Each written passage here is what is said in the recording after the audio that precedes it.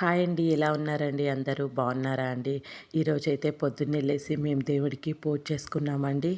అమ్మవారికి పూజ చేసుకొని, గడపకి పసుపు కుంకుమ అన్నీ పెట్టుకొని, బయట ముగ్గేసుకొని, తులసమ్మ కాడ కూడా దీపం వెలిగించుకొని, పక్షులకి బియ్యం వేసేసానండి. ఇప్పుడు మేమైతే కాణిపాకానికి బయలుదేరుతున్నామండి. బెంగళూరు నుంచి కాణిపాకానికి మేము బయలుదేరుతున్నామండి. మధ్యలో పలమలేరు కాడ ఆగామండి లంచ్కి. అక్కడ అన్నం తినేసేసి బయలుదేరేసామండి. ఈరోజు శనివారం కదండి, అందుకని ముందుగా మేము అర్ధగిరికి వెళ్ళామండి. అర్ధగిరి నుంచి కాణిపాకానికి వెళ్ళామండి. అర్ధగిరి టెంపుల్ అండి, బయట అండి. కాణిపాకం నుంచి అర్ధగిరికి 13 కిలోమీటర్లు ఉంటుందండి. ఇదంతా గోశాల అండి.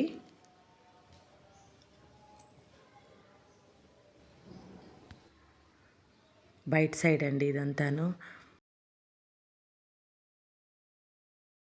శివని పర్వతాన్ని తీసుకొని వెళ్ళేటప్పుడు అర్ధ భాగం ఇక్కడ పడిందండి. అందుకనే అర్ధగిరి అని దీనికి పేరు వచ్చింది. ఇక్కడ స్థల పురాణం ప్రకారము సంజీవని మూలికను లక్ష్మణునికి సోకిన వెంటనే 9 నిమిషాల్లో మేల్కొన్నాడంటండి. 9 నిమిషాలు అంటే మనకు కలియుగంలో 9 నెలలతో సమానము.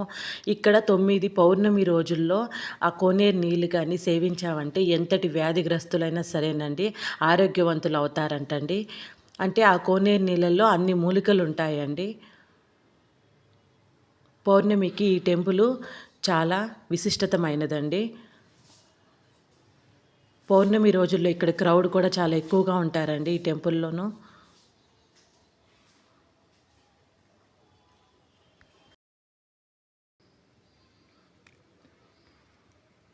చాలా పవిత్రమైన టెంపుల్ అండి. చాలా పవర్ఫుల్ టెంపుల్ అండి. టెంపుల్ అయితే చాలా విశాలంగా చూడడానికి చాలా బాగుంటుందండి. ఆంజనేయ స్వామి కూడా ఉత్తరముఖంగా ఉంటారండి ఇక్కడ.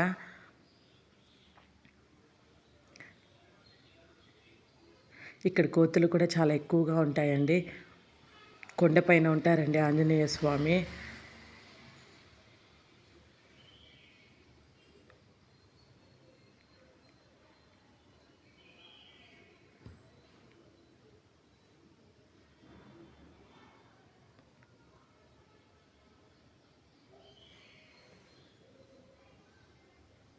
ఇది ఎంట్రన్స్ అండి. లోపల వీడియో తీయడానికి పర్మిషన్ లేదండి, అందుకని మేము బయట వరకే తీసాము. అది గర్భగుడి అండి. లోపల కనిపించేది గర్భగుడి అండి.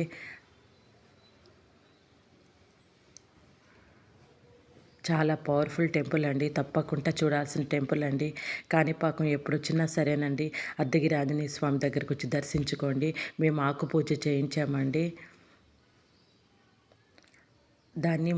ఆ పటాన్ని మనము ఇంట్లో అన్న పెట్టి పూజించుకోవచ్చండి, లేదంటే గుమ్మానికైనా కట్టుకోవచ్చండి.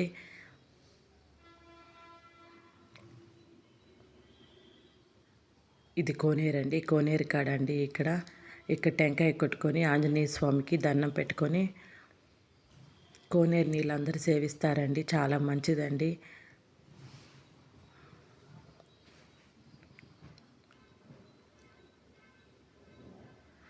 ఈ కోనేరు నీళ్ళు తాగడం వల్ల ఆరోగ్యం బాగుంటుందండి. చాలా పవర్ఫుల్ అండి కోనేరు కూడా ఇక్కడ. చాలా ప్రశాంతంగా ఉంటుందండి గుడి అంతాను. చుట్టూ కొండలు, చెట్లు.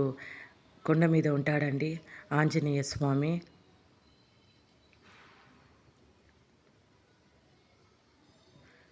ఇక్కడ పురాణ కథ అండి. ఇక్కడ గోళ్ళ మీద రాసుంటారండి.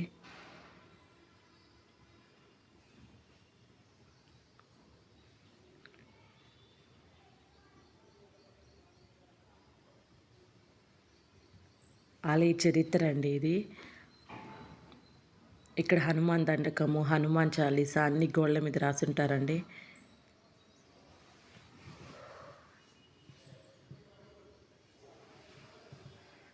ఇక్కడ మేము కూర్చొని హనుమాన్ చాలీసా చదువుకున్నామండి కాసేపు.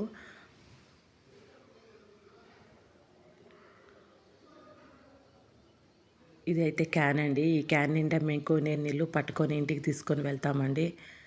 ప్రతి సంవత్సరం మేము ఎప్పుడొచ్చినా సరేనండి అర్ధగిరికి క్యాన్ నిండా నీళ్ళు తీసుకొని వెళ్తామండి. సంవత్సరం రోజులైనా ఆ నీళ్ళు అలానే ఉంటాయండి పురుగు పట్టకుండా. బయట వ్యూ అండి ఇది.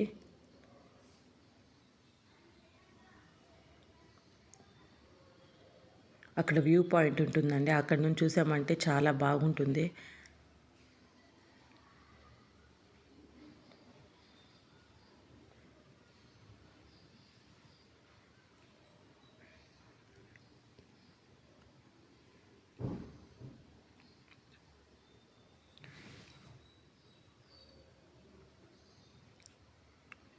తప్పకుండా మీరు కూడా అర్ధగిరి వచ్చి దర్శించుకోండి ఆంజనేయ స్వామిని. చూడదగ్గ టెంపుల్ అండి. పవర్ఫుల్ టెంపుల్ అండి. పౌర్ణమికైతే భలే ఉంటుందండి ఇక్కడ. చాలామంది వచ్చి ఇక్కడ నిద్ర చేస్తారండి పౌర్ణమికి.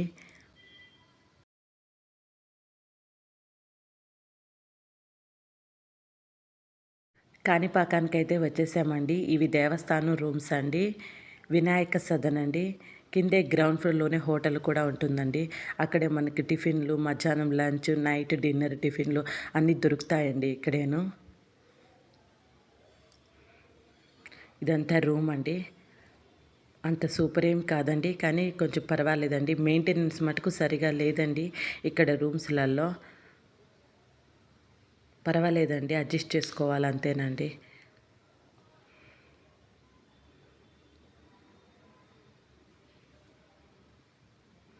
అవి బట్టలు పెట్టుకోవటానికండి. వాల్డ్రోబ్ అండి.